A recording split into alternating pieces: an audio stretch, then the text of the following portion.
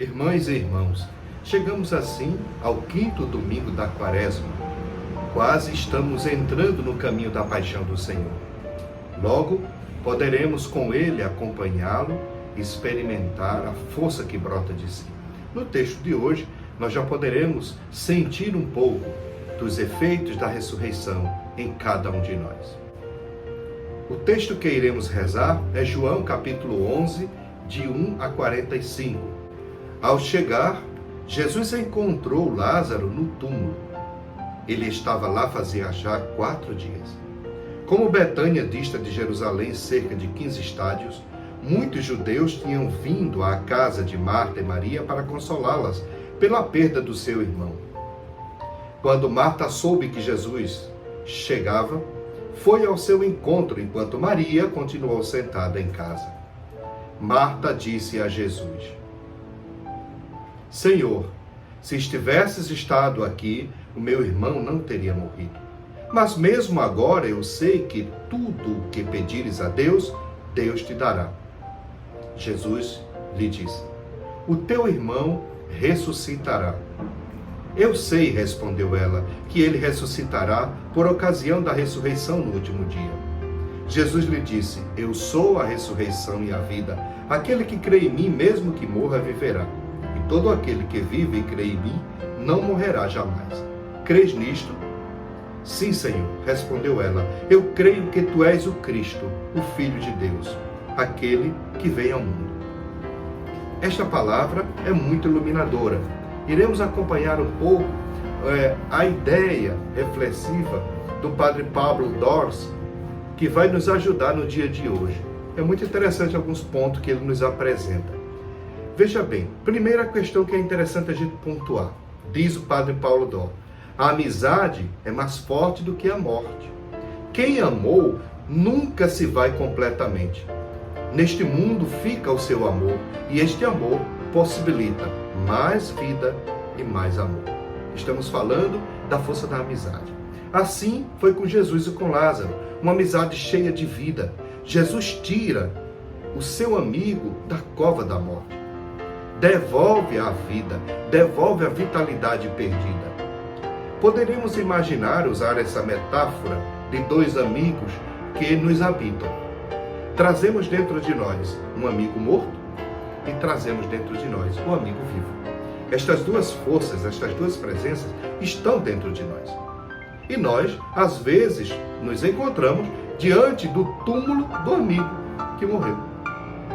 Ali ainda sentimos o fedor da morte.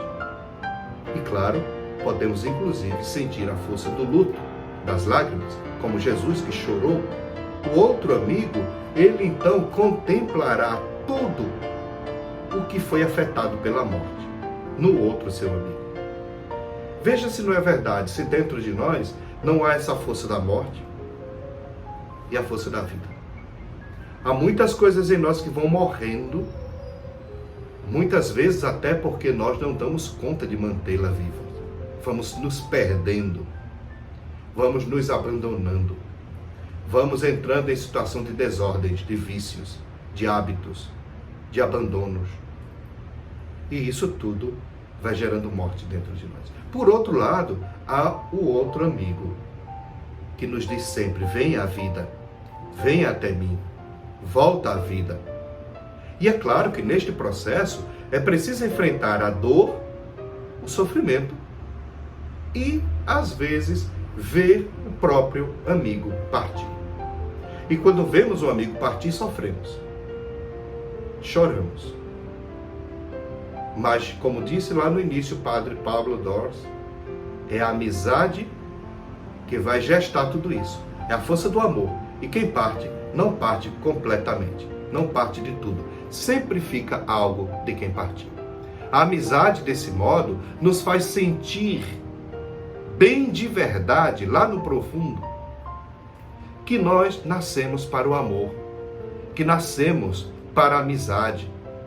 Os nossos corações, eles são capazes do amor e da amizade. Por isso dói a perda de um amigo ou irmos percebendo que algo morre dentro de nós.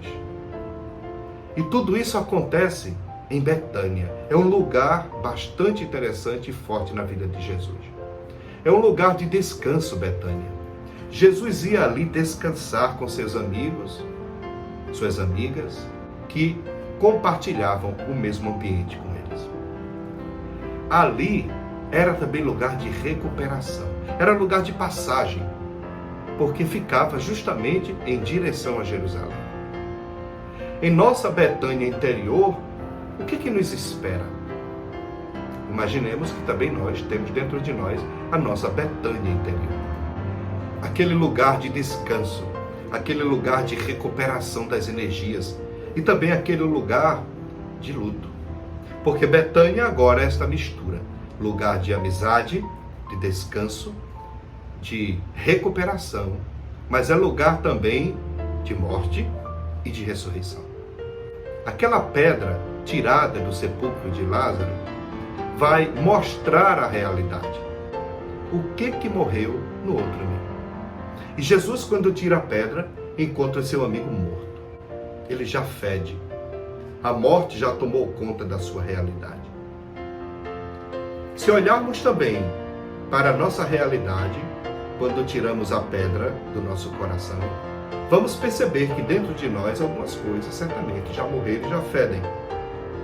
Mas temos dificuldade em dar a vida, em devolver a vida. Por isso precisamos voltar ao centro da nossa história, ao nosso coração.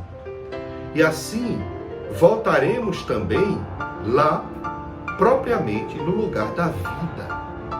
E esta vida, ela se desenvolve e cresce a partir da força do amor e da amizade. Do contrário, morre e perde o vigor. Para isso, precisamos sempre olhar para o alto, humildemente, e reconhecer que é de lá que vem a luz verdadeira. É a luz do alto que dissipa as nossas trevas e as nossas mortes. Vemos o nosso amigo Lázaro saindo da morte e indo em direção à luz, que é Cristo. Vamos percebendo assim que, assim como acontece com a ressurreição de Lázaro, no Evangelho de hoje, toda a realidade, todo o mundo, todo o cotidiano está em processo de ressurreição. De reconhecer a sua morte, de voltar-se para Jesus e de recuperar o vigor e a vida. Por isso, queridos irmãos e irmãs, é fundamental que o nosso interior, que a nossa vida interior não morra eternamente. Pois dentro de nós há sempre um amigo nos chamando para sair da tumba, da morte e para ir em direção à vida. A pergunta é: a qual amigo estamos dando os nossos ouvidos e o nosso coração? Jesus, o amigo fiel, ele até chorou diante da pedra e do cadáver do seu amigo. Agora veja que interessante, a sociedade atual, que é inimiga muitas vezes da verdade, ela não suporta a morte. Veja como são os velórios de hoje, as sepulturas. Nós vamos maquiando, manipulando, para que todo sinal de morte não esteja presente. Imagine no velório.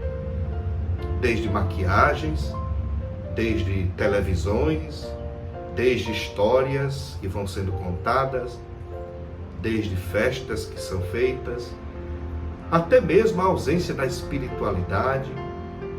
Não falamos em eternidade, não falamos em morte. E quando chegamos ao cemitério, cada vez mais vamos nos surpreendendo. Os cemitérios são verdadeiros jardins.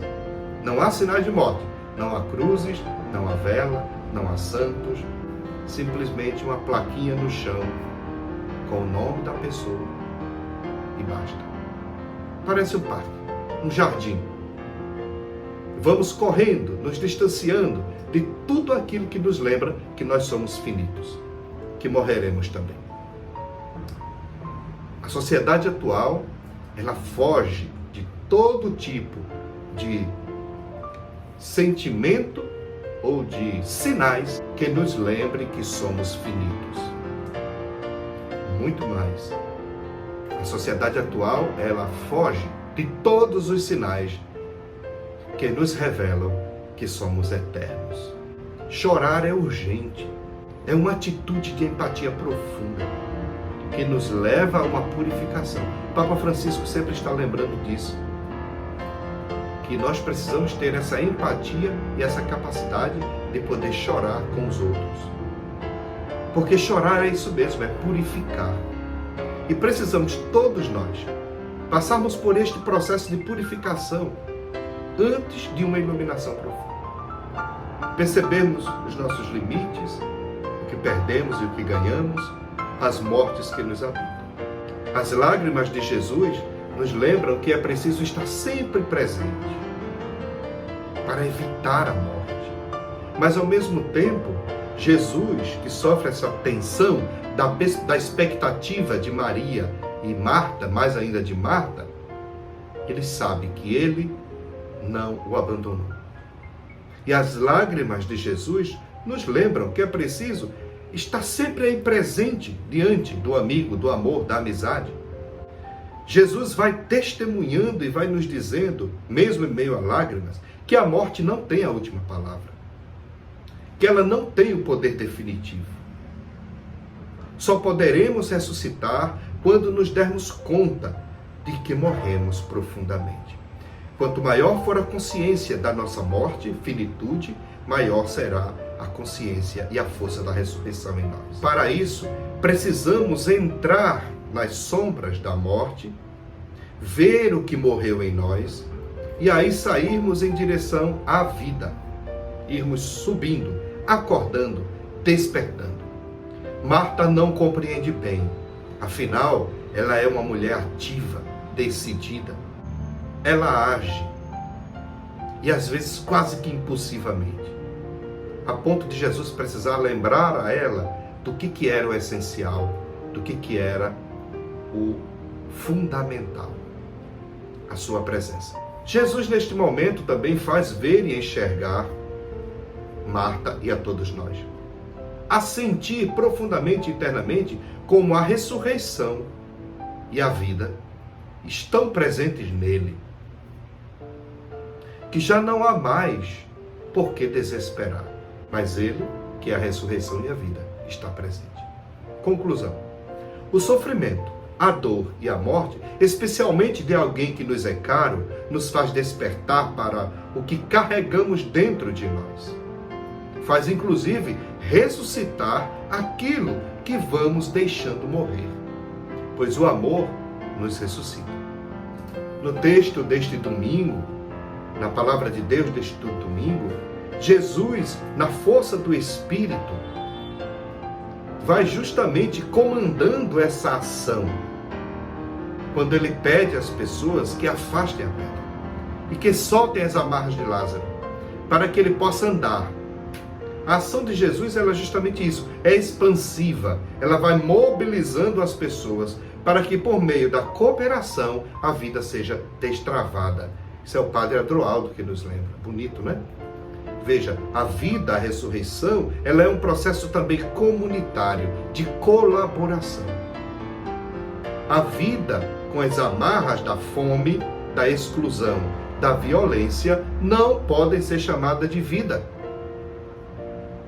Quando olhamos para a nossa realidade, quando enfrentamos tantos problemas de violência, de corrupção, de mentira, de fake news, de fome, a campanha da fraternidade que tem por tema Fraternidade e Fome, dá-lhes vós mesmo de comer, vai lembrar disso, que enquanto um irmão nosso que seja sofrer de fome, de sede, de pão de verdade, de comida na mesa, é algo de nós que está morrendo.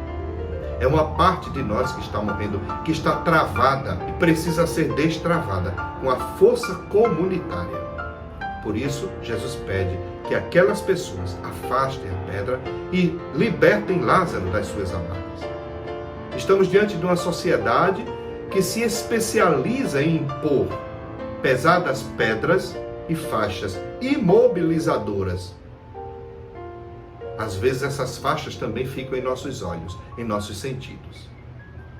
É preciso sim defender a vida, é preciso sim caminharmos na contramão de tudo que nos diminui como seres humanos. Também comentário do Padre Adroaldo. Que lindo, não é? Muitas vezes nós nos acomodamos e não vemos com nossa cegueira a morte do nosso irmão, da nossa irmã. Ou mesmo nos acostumamos com a morte deles, quando não somos culpados. Este texto é também um convite à profissão de fé. Quem crê em mim, mesmo que morra, ressuscitará. Quem crê em mim, mesmo que morra, ressuscitará. Quem bebe do meu sangue, come da minha carne, vive em mim, permanece em mim e em meu amor. É este amor do amigo Jesus que nos ressuscita. Diz Jesus: quem acolhe a minha palavra, vive em mim e eu nele. Preparemo-nos, irmãos e irmãs, também para a nossa ressurreição. Há muito em nós que precisa ser ressuscitado. E outra, nunca esqueceremos. E outra, nunca esqueçamos. O amor nos tira da tumba da morte. A amizade salva. A empatia nos move e nos salva. O conhecimento de Jesus, a amizade com Jesus, se dará justamente pelo caminho da morte e da vida. E o grão de trigo precisa morrer para nascer. Então, muitas coisas em nós precisam morrer. Outras precisam ser ressuscitadas. O cenário da nossa vida, como ela é? Verdadeiramente vem lacrada com uma pedra que precisa ser retirada para que enxerguemos desde o nosso coração a vida e a morte? O que precisa ressuscitar? Há algo dentro da tumba que precisa ressuscitar? Há algo dentro do nosso coração que muitas vezes está fechado, que precisa ressuscitar? Abramos, irmãos e irmãs, esta tumba. Deixemos a vida brotar pela força do amor. Abençoe-vos o Deus Todo-Poderoso, o Pai, o Filho e o Espírito Santo. Amém. Quero lembrar de modo especial, neste dia 24 passado, lembramos a vida, o assassinato, o martírio de São Oscar Romero da América Latina. Um santo, protetor dos pobres, das minorias, que foi assassinado em plena Eucaristia. Foi assassinado em plena Eucaristia.